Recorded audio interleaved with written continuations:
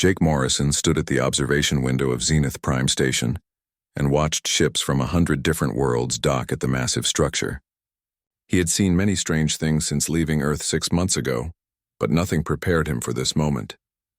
The station hung in space like a small moon, built by creatures that humans had only dreamed about in old science fiction stories.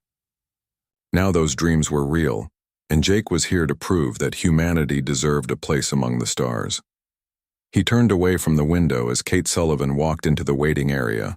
She carried a datapad and looked worried.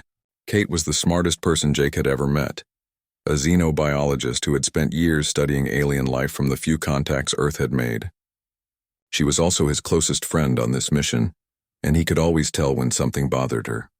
"The Vorkai want to start the trials in an hour," Kate said. She sat down on one of the benches that lined the curved wall. "I have been reading more about the scanner technology. Jake, I think we might have a problem." Jake sat beside her. "What kind of problem?" Kate pulled up information on her datapad. "Every species that joins the Galactic Coalition has to go through these hunter trials. The scanner reads their genetic code and their instincts to figure out what kind of predator they evolved from. It puts them into one of 3 categories." "Right," Jake said. "Ambush predators, pack hunters, or pursuit predators. You explained this before we left Earth?" "Yes, but I have been watching the other species go through the trials today. The scanner does not just read their genetics. It reads something deeper. It looks at how they think, how they react, how they survive. And here's the thing that worries me." Kate leaned closer. "Every species fits perfectly into one category. The Tresh are ambush predators because they evolved to hide and strike fast. The Kinnear are pack hunters because they evolved to work together in groups. The Soral are pursuit predators because they chase their prey from the sky. The scanner reads them and immediately knows what they are." Jake thought about this. "So what is the problem? Humans are predators too. We hunted on Earth for millions of years." "That is exactly the problem," Kate said. "We hunted in every way possible. We ambushed animals with traps and tools. We worked together in groups to take down large prey. We chased animals across long distances until they got too tired to run. We did all 3 things, Jake. What will the scanner say when it reads us?" Before Jake could answer, a tall alien entered the waiting area. The Vorkai stood nearly 8 feet tall with scales that shimmered like green metal. His eyes were golden and sharp, and he moved with the confidence of someone who had lived for centuries. This was High Overseer Vrath, the leader of the Hunter Trials. "Commander Morrison," Vrath said in a deep voice. The translator device on his collar turned his words into English. "We are ready for the human delegation. Please follow me to the scanning chamber." Jake and Kate stood up. They followed Vrath through the curved corridors of the station. Other aliens stopped to watch them pass. Some looked curious. Others looked suspicious. Humans were new to the galaxy, and not everyone trusted the newcomers. The scanning chamber was enormous. The room was shaped like a perfect sphere with a platform in the center. Energy fields crackled around the walls, creating patterns of light that hurt to look at directly. Dozens of aliens stood on observation platforms, all watching the center of the room where the scanner waited. Vrath gestured to the platform. "The scanner was built by the architects, a race that disappeared long before my people reached the stars. It has tested every species in the coalition for 10,000 years. It has never failed to identify what a species truly is." Jake walked to the platform. His heart beat faster, but he kept his face calm. He had been a military commander for 15 years before this mission. He knew how to stay cool under pressure. Kate stood with the other members of the human delegation at the edge of the chamber. The scanner activated. Energy surrounded Jake like a gentle wind. He felt something touch his mind, not painful but strange. It was like someone was reading a book written in his blood and bones. The sensation grew stronger. Images flashed through his thoughts. He saw himself as a child, running through the woods behind his house. He saw his ancestors hunting on the plains of Africa. He saw humanity spreading across Earth, adapting to every environment, surviving every challenge. Then the scanner stopped. The energy vanished. Silence filled the chamber. Jake waited for the scanner to announce his classification. Ambush predator, pack hunter, pursuit predator. One of these 3 would define how the galaxy saw humanity, but the scanner said nothing. The silence stretched on. Jake looked at Vrath. The Vorkai's golden eyes were wide with confusion. Around the chamber, aliens began to whisper to each other. Finally, the scanner spoke. Its voice was artificial and ancient, coming from everywhere and nowhere. Genetic analysis complete. Instinct mapping complete. Evolutionary history complete. Classification incomplete. What does that mean? Vrath demanded. He stepped closer to the platform. The scanner always provides classification. Run the analysis again. Analysis has been run correctly, the scanner said. Subject species shows markers for all 3 hunter classifications simultaneously. This should not be possible. Clarification is required. The whispers around the chamber grew louder. Kate pushed forward through the crowd until she stood near the platform. What do you mean, all 3 classifications? She called out. The scanner's voice remained calm and neutral. Subject species possesses ambush predator instincts, including patience, tactical planning, and use of tools for surprise attacks. Subject species possesses pack hunter instincts, including complex social coordination, communication during hunts, and group strategy formation. Subject species possesses pursuit predator instincts, including extreme endurance, persistence over long distances, and refusal to abandon prey. Vrath looked at Jake with an expression that might have been fear. That is impossible. No species can be all 3 types of hunter. Predators specialize. That is the nature of evolution. Apparently not for humans, Kate said quietly. The scanner spoke again, and this time its voice carried something that sounded almost like curiosity, unable to classify subject species using standard parameters. Direct query is necessary. There was a pause. Question for human subject: which hunter do you wish to become? The chamber fell completely silent. Every alien stared at Jake. He stood on the platform, surrounded by the fading energy of a machine that had never asked a question before. 10,000 years of testing, and the scanner had never needed to ask what a species wanted to be. It had always known what they were. Jake realized that his answer would change everything. This was not just about joining the Galactic Coalition. This was about telling the universe who humanity was, and what they would become among the stars. The scanner had asked its question, and now Jake had to find the right answer. The weight of Earth and all its people rested on his next words. Jake stood on the platform and felt the eyes of 100 different species watching him. The scanner's question hung in the air like a weight. Which hunter do you wish to become? He opened his mouth to answer, then closed it again. Something about this felt wrong. The scanner had never asked this question before in 10,000 years. Why was it asking now? I need time to think about this, Jake said finally.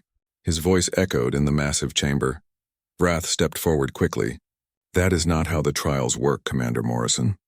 The scanner reads what you are and tells you your classification. There is no thinking required. But the scanner did not tell me my classification, Jake said. He kept his voice calm and steady. It asked me a question instead. If this is the first time the scanner has ever asked a question, then maybe this is also the first time someone needs time to answer. The Vorkai's scales rippled with what might have been anger. You cannot refuse classification. Without classification, humanity cannot join the coalition. Without joining the coalition, your species will remain isolated. Is that what you want? Jake looked at Kate. She gave him a small nod. They had talked about this possibility on the trip to Zenith Prime. If something went wrong with the trials, they needed to be careful. Making the wrong choice now could affect humanity for generations.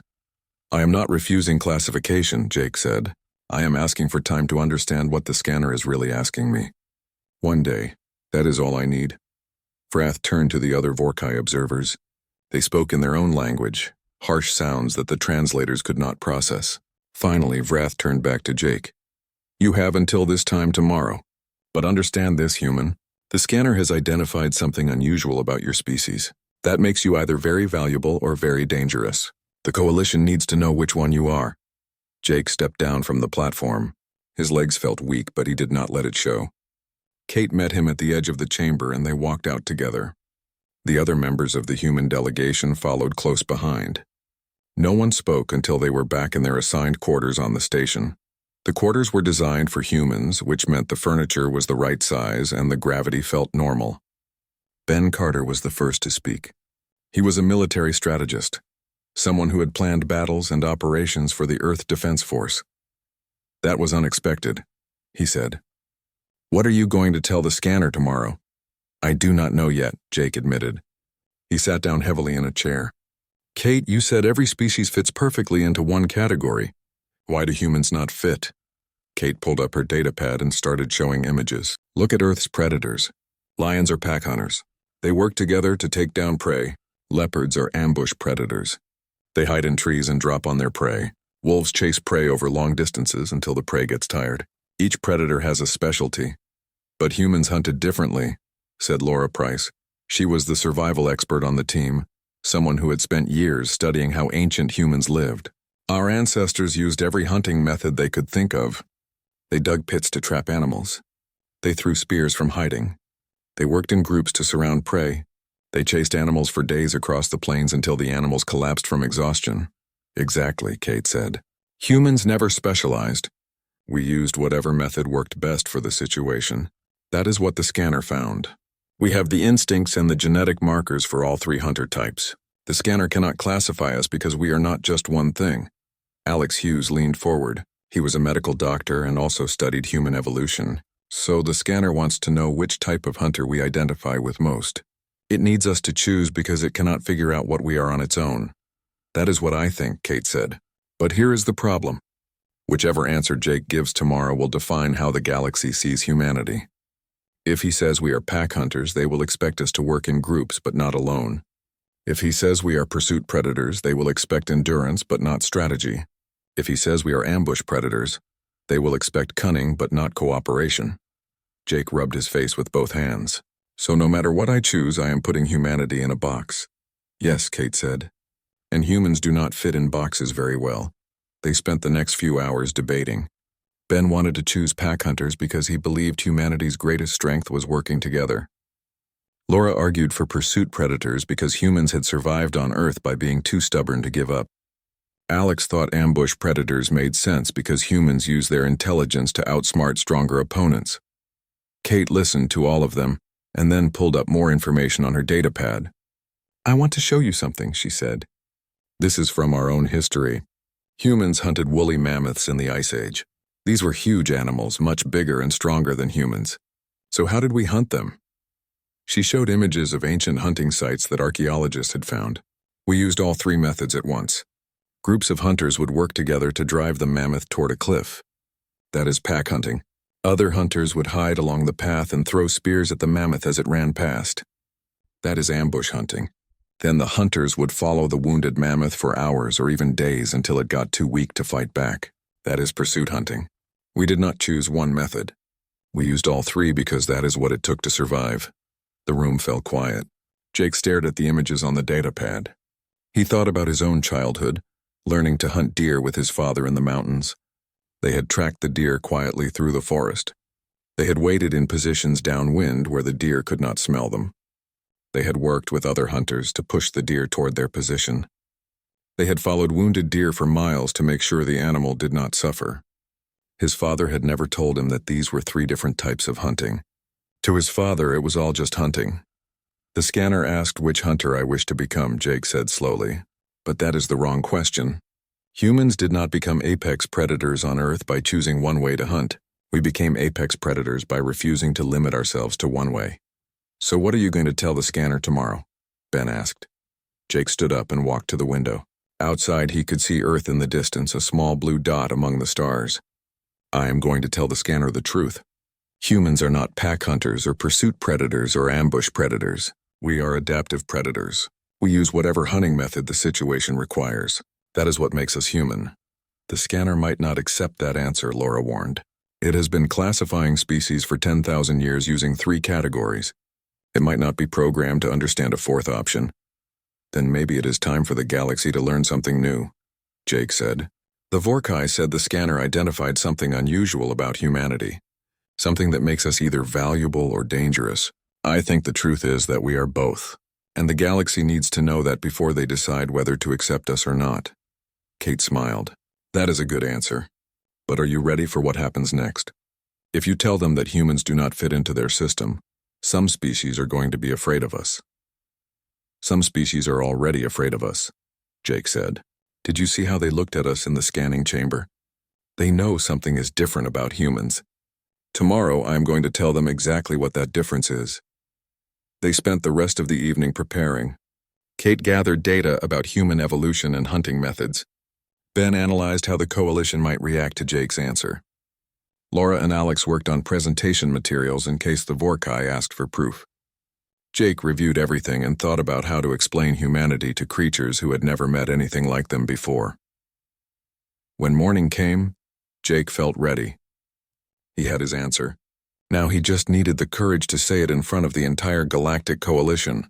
He put on his uniform, checked his appearance in the mirror, and walked out of his quarters with his team following close behind. The scanning chamber was even more crowded than before. Word had spread that the human trials had produced an unprecedented result. Species from all over the station had come to watch what would happen next. Jake saw Vrath standing near the platform with several other Vorkai officials. They did not look happy. Jake walked to the center of the platform. The scanner activated immediately. "Human subject has returned," the ancient voice said. "Query remains pending. Which hunter do you wish to become?" Jake took a deep breath. "I have my answer," he said. His voice carried through the chamber. "But first I need to explain something about humanity." Jake stood on the platform and looked at the assembled aliens. Hundreds of different species watched him from the observation areas. Some looked curious. Others looked worried.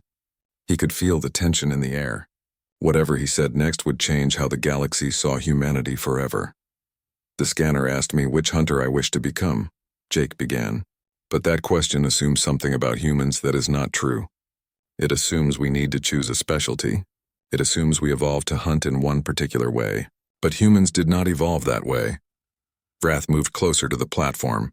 "Every predator species has a specialty. That is how evolution works. You adapt to hunt in the most efficient way for your environment."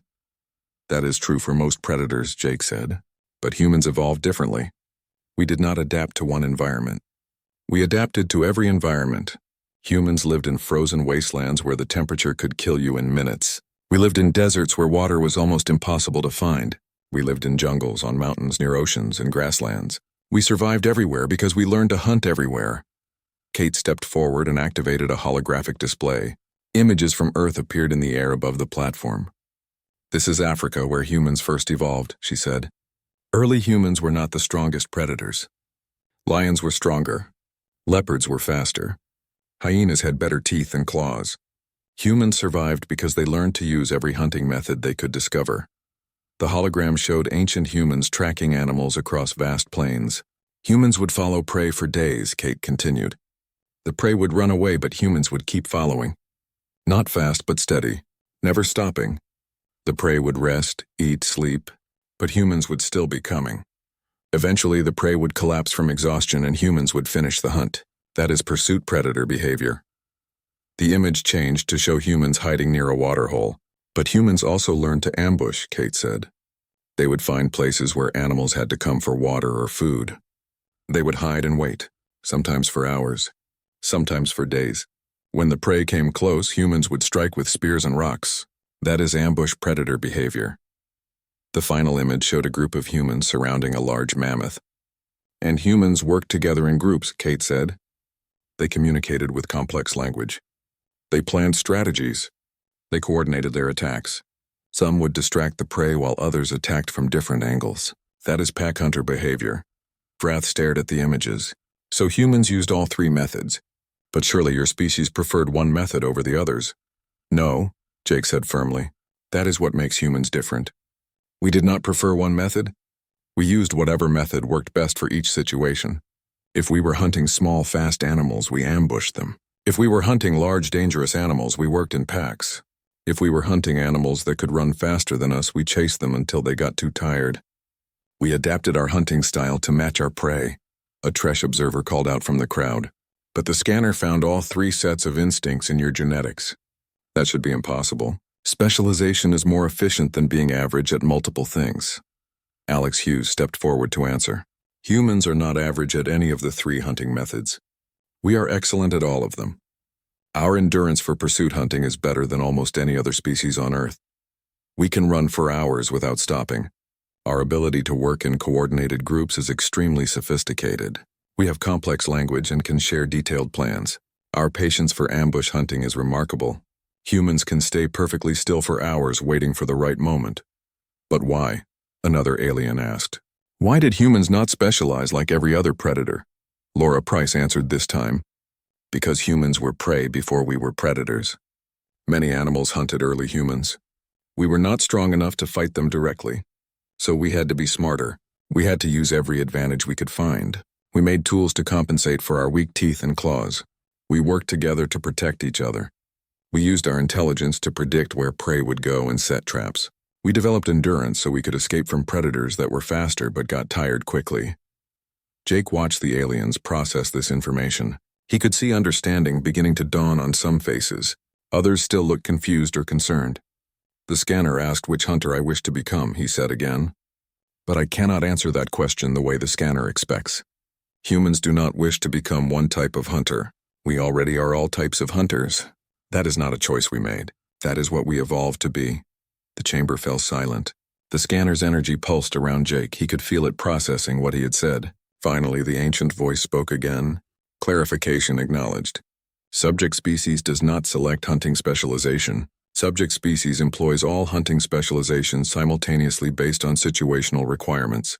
Yes, Jake said. Exactly. This creates classification difficulty, the scanner said. Database contains 3 hunter categories. Subject species does not fit any single category. Subject species cannot be classified using existing parameters. Vrath looked alarmed. Then the humans cannot be classified at all. They cannot join the coalition without classification. Jake took a breath. This was the moment. Then create a new classification. The scanner has been testing species for 10,000 years. In all that time, has it ever found a species that did not fit the 3 categories? Negative, the scanner replied. All previous species fit established classifications. So humanity is the first species that needs a new category, Jake said. You call other species ambush predators or pack hunters or pursuit predators based on their specialization. What do you call a species that specializes in not specializing? What do you call a species that adapts to any situation? The scanner was quiet for a long moment. The energy around Jake intensified. He felt the machine thinking, processing, analyzing. It was making a decision that it had never had to make before. Proposal acknowledged, the scanner finally said. Creating new classification category. Designation. Adaptive apex predators. Definition. Species that employs multiple hunting strategies without specialization, adapting methodology to environmental and prey-specific requirements. Genetic markers. Present for ambush, pack, and pursuit hunting instincts simultaneously. Evolutionary path. Generalist survival strategy with tool usage and advanced cognition. The holographic display above the platform changed. A new symbol appeared alongside the 3 existing hunter classifications. It showed a human figure surrounded by 3 different hunting scenes, all connected in a circle. Classification complete, the scanner announced. Species humanity. Category adaptive apex predators. Status unique classification. No other species in Galactic database shares this designation. Jake felt relief wash over him. The scanner had accepted his answer. More than that, it had created something entirely new to accommodate humanity. He stepped down from the platform and rejoined his team. Kate was smiling. Ben looked proud. Laura and Alex were both grinning, but Vrath did not look happy. The Vorkai leader approached Jake with his golden eyes narrowed. You have your classification, Commander Morrison. But understand what you have done. You have told the galaxy that humans cannot be predicted, that humans do not follow the normal rules. Some species will see that as fascinating, others will see it as threatening. I told the galaxy the truth, Jake said calmly. Would you have preferred that I lied? That I chose one classification and pretended that is all humanity could be? I would have preferred that your species fit into the natural order, Vrath said. Adaptive apex predators. Do you know what that means? It means you have no weakness in your hunting strategy. It means you can counter any prey, any threat, any challenge. It means you are the kind of predator that other predators fear. The Vorkai are apex predators too, Jake pointed out. You have been part of the coalition for centuries. We are specialized apex predators, Vrath said. We are powerful, but we have limits. We know what we are good at and what we are not good at. But you humans, you claim you are good at everything. That you can adapt to any situation. That makes you unpredictable, dangerous, Kate stepped forward. Is that why the Coalition needs the hunter trials? To make sure they know what each species can and cannot do? To make sure there are no surprises? Vrath did not answer directly. The Coalition has existed for thousands of years because every species knows their role. Pack hunters work together. Pursuit predators never give up. Ambush predators strike precisely. Everyone has strengths and weaknesses. Balance is maintained. He looked at Jake again. But now humans arrive and tell us they have all the strengths and none of the weaknesses. Can you see why that might concern us? Jake met the Vorkai's gaze without flinching. We have weaknesses. We are not the strongest or the fastest or the toughest. We do not have natural weapons or armor. We cannot fly or breathe underwater without technology. But yes, we learned to compensate for all our physical weaknesses by being adaptable. That is how we survived. That is how we became the dominant species on Earth. And now you want to join the galactic community, Vrath said. With all that adaptability? With all that unpredictability? Yes, Jake said simply. We do. The news spread through Zenith Prime Station like fire. Within hours, every species in the Galactic Coalition knew that humans had been classified as something new. Something that had never existed in the database before. Adaptive apex predators. The words carried weight and uncertainty in equal measure. Jake sat in a meeting room with representatives from 12 different species. The Coalition Council had called an emergency session to discuss what humanity's classification meant for the Alliance. Vrath stood at the head of the table, his scales reflecting the harsh lights overhead. Beside him sat Overseer Denna, another Vorkai who had been studying the human delegation since they arrived. Unlike Vrath, Denna looked fascinated rather than worried. We need to understand what we are dealing with, said a Kinnear representative named Cross. The wolf-like alien's ears were flat against his head, a sign of concern among his species. The scanner has never created a new classification before. This human species must be truly unusual. Unusual is one word for it, muttered a Tresh named Vix. The insectoid's compound eyes reflected light in strange patterns. Dangerous might be another word. Denna raised one clawed hand for silence. Before we make judgments, we should examine the facts. I have spent the past day reviewing all available information about Earth and its history. What I have found is both remarkable and unsettling. She activated a holographic display. Humans evolved on a planet they call Earth approximately 200,000 years ago. In that time, they spread to every continent except one, and they only avoided that continent because it was covered in ice. Many species colonized their entire world, Cross said. That is not unusual. But humans did it without technology, Denna replied. They walked across ice bridges and sailed across oceans using primitive boats. They adapted to climates ranging from Arctic cold to desert heat. And here is the remarkable part. Wherever humans went, the large predators started to disappear. The room fell quiet. Denna continued. Earth once had many megafauna species.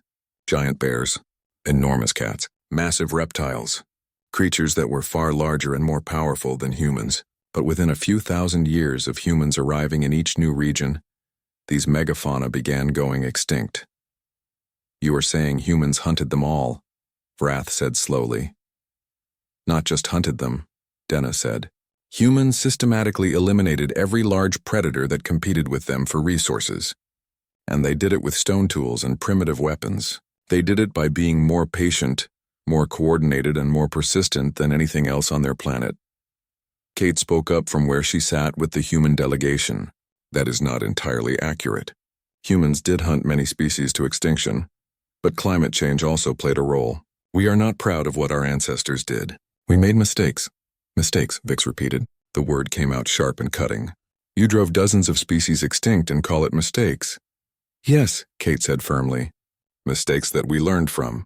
Modern humans work hard to protect endangered species. We created laws against hunting rare animals. We built preserves to keep species safe. We recognized that we had too much power over other life on Earth, and we chose to limit ourselves.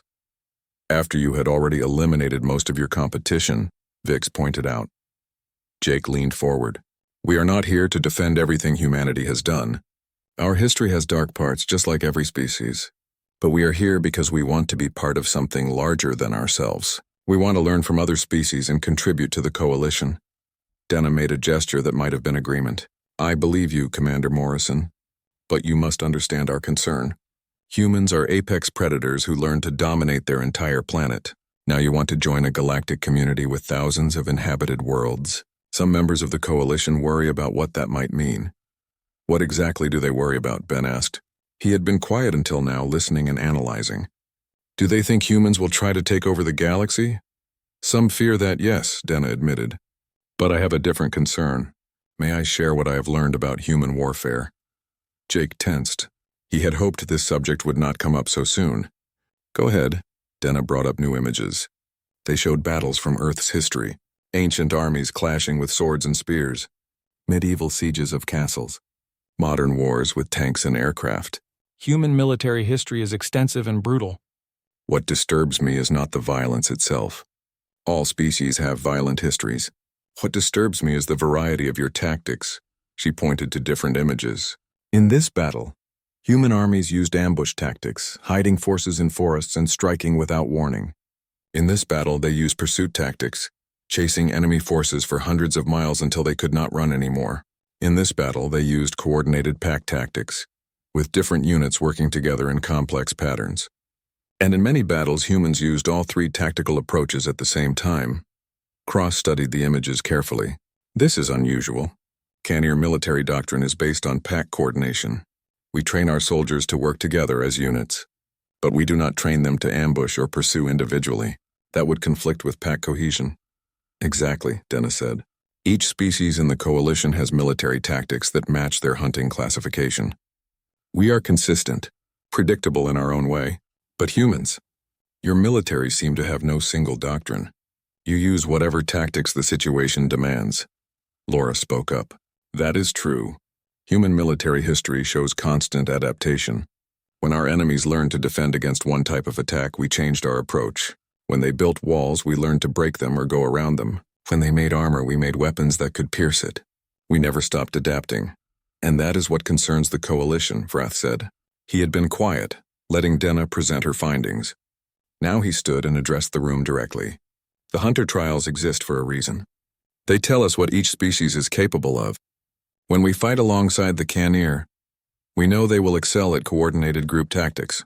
When we fight alongside the Soral, we know they will excel at pursuit and reconnaissance. When we fight alongside the Tresh, we know they will excel at surprise attacks and infiltration. Everyone has a role based on their nature.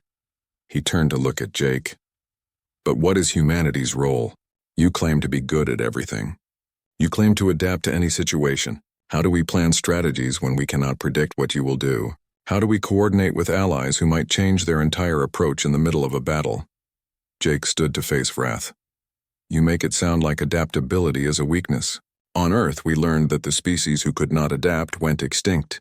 The ones who survived were the ones who could change when their environment changed.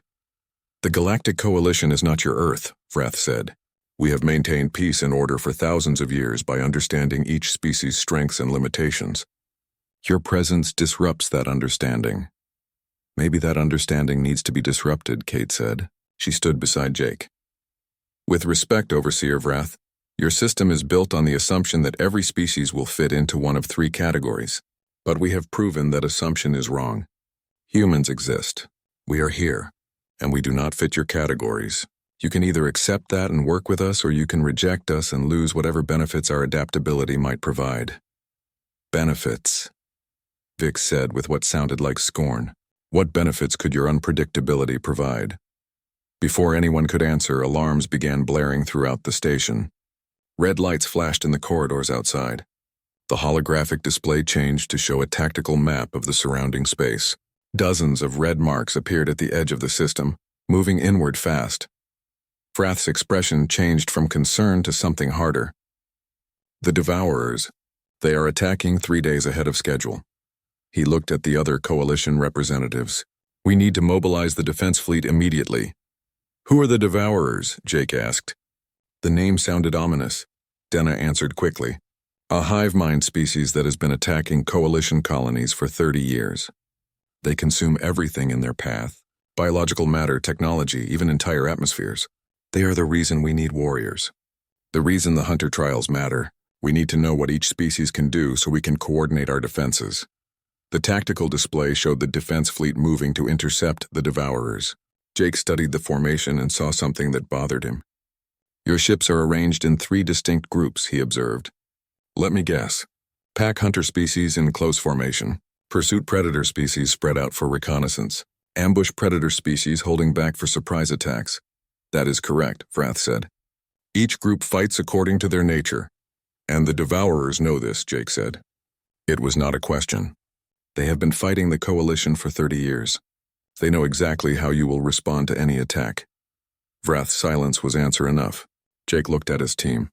Ben was already studying the tactical display with his strategic mind. Laura was analyzing the terrain. Alex was reading what information he could access about Devourer biology. Kate met Jake's eyes and nodded. Let us help, Jake said to Vrath. You want to know what benefits human adaptability can provide. Let us show you. Vrath stared at Jake for a long moment. The alarms continued blaring throughout the station. The tactical display showed Devourer ships getting closer with each passing second. Finally, the Vorkai nodded. You have 30 minutes to prove your worth, Commander Morrison. If your adaptability is real, now is the time to demonstrate it. Jake and his team rushed to the station's command center. The room was filled with Coalition officers coordinating the defense. On the main screen, Jake could see the Devourer fleet approaching. The ships were organic, grown rather than built, with surfaces that looked like diseased flesh. They moved in chaotic swarms, but Jake noticed patterns in the chaos.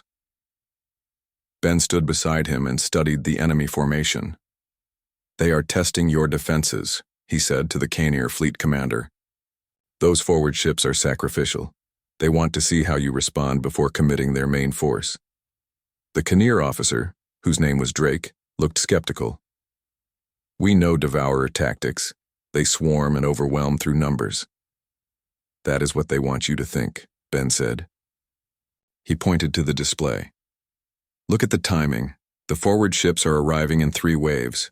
The first wave will hit your pack hunter formations. You will engage them with coordinated fire, just like you always do.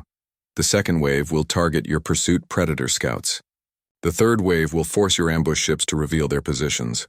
Once they know where all your forces are, their main fleet will exploit the gaps in your formation. Drake's ears flattened. How do you know this? Because it is what I would do if I was facing an enemy with predictable tactics, Ben said. The Devourers have fought you for 30 years. They know exactly how you fight. They know pack hunters will not break formation to chase individual targets. They know pursuit predators will commit too far forward. They know ambush predators will wait too long before engaging. Denna had entered the command center behind them. So what do you suggest, human? Jake turned to face her. Let us coordinate with your fleet. We will do what the Devourers are not expecting. We will adapt. Denna looked at Vrath. The High Overseer hesitated, then gave a sharp nod. Do it. But if this fails, humanity will bear the responsibility.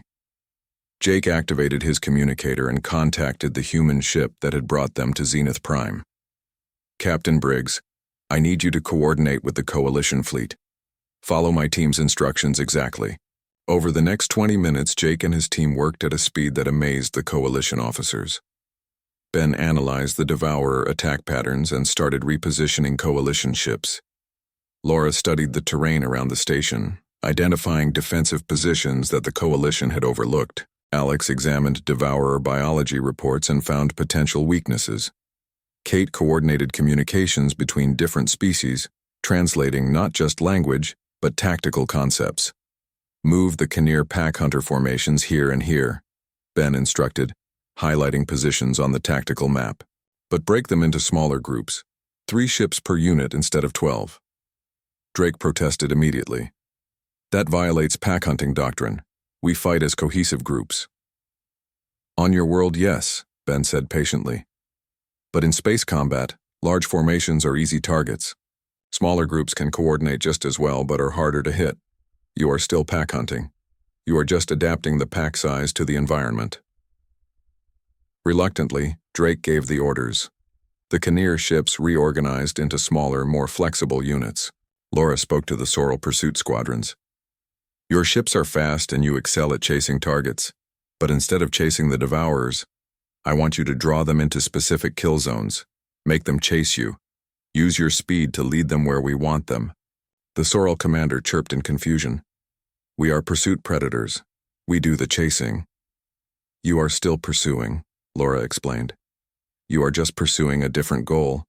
Instead of pursuing to catch, you are pursuing to control enemy movement. It is the same instinct, different application.